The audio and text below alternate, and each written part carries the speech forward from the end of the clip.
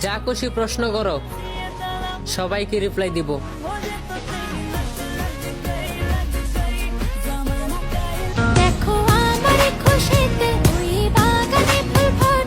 আজকে আমি যে বিষয়টা নিয়ে কথা বলবো সেটা আপনারা ইতিমধ্যে সোশ্যাল মিডিয়াতে দেখছেন।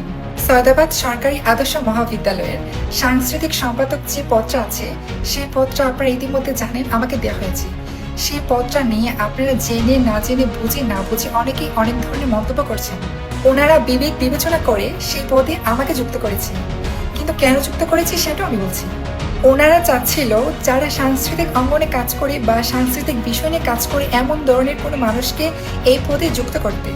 সৈয়দাবাদ সরকারি আদর্শ মহাবিদ্যালয় থেকে নৃত্য পরিবেশন করে আমি উপজেলা, জেলা এবং বিভাগ পর্যায়ে গিয়েছি। সেই হিসেবে ওনারা আমাকে এই পদে যুক্ত করেছে। আর আমি তো এমনি তো মিডিয়াতে কাজ করছি, সাংস্কৃতিক নিয়ে কাজ করছি, তো আমাকে এটা দিতেই পারে।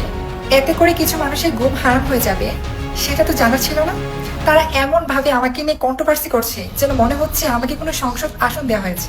আমি মনে করি যার যেই যোগ্যতা আছে সে সেই যোগ্যতা অনুযায়ী কাজ করতে পারবে। এতে করে সে ছেলে নাকি মেয়ে সেটা ম্যাটার না। আপনাদের কাছে অনুরোধ থাকবে আমাকে নিয়ে আর কোনো ধরনের কন্ট্রোভার্সি লেখালেখি বিভ্রান্তি সৃষ্টি করবেন না। আমাকে আমার মতো থাকতে দেন, বাঁচতে দেন, কাজ করতে দেন।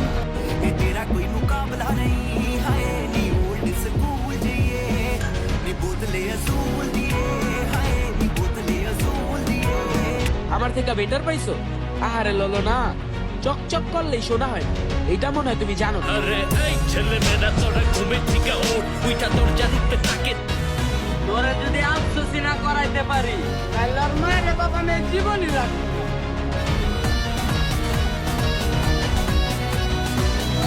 আসসালামু আলাইকুম, আমি রিদওয়ান ইসলাম। আজকে আমি আমার জেন্ডার আইডেন্টি তথ্যটি প্রকাশ করতে চাই। আমি ট্রান্সজেন্ডার বলে সোশ্যাল মিডিয়াতে তুমুল পরিমাণের আলোচনা ও সমালোচনার শিকার হচ্ছি। I am not trans women. আমি ছেলে রিদওয়ান ইসলাম।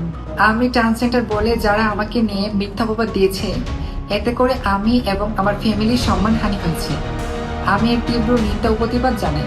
আপনাদের কাছে আমার লাস্ট অনুরোধ থাকবে, আমাকে নিয়ে আর কোনো মিথ্যা গুজব ছড়াবেন না।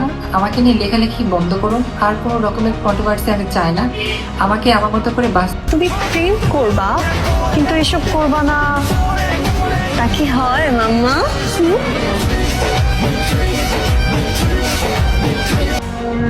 কষ্ট করতে থাকো, ইনশাল্লাহ একদিন সব হয়ে যাবে। যদি সহ্য করতে পারো তাহলে দুঃখটাও একদিন সুখ হয়ে যাবে।